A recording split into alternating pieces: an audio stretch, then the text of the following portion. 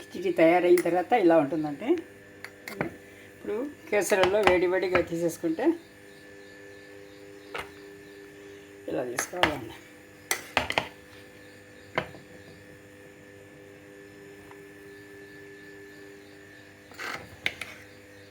బియ్యం 1/2 కిలో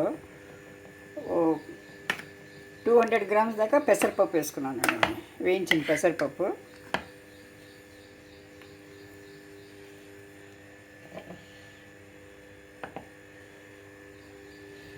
వేడిగా కేసరిలో తీసి పెట్టుకుంటే ఇలా ఉంటుందండి బాగా.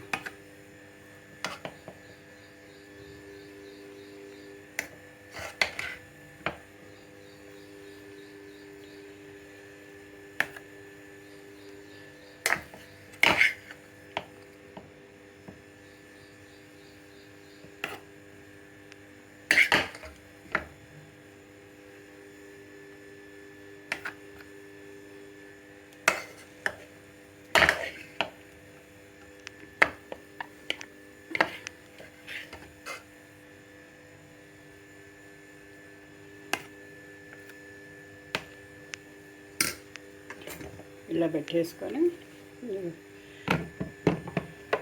ఒక 2 గంటల వరకు వేడిగా బాగుంటుందండి. ఇలాగే రెడీ చేసి పెట్టేసుకున్నామంటే టిఫిన్ అండి. ఈరోజు మా ఇంట్లో టిఫిన్ అయితే బ్రేక్ఫాస్ట్ అన్నమాట. వడియాలు,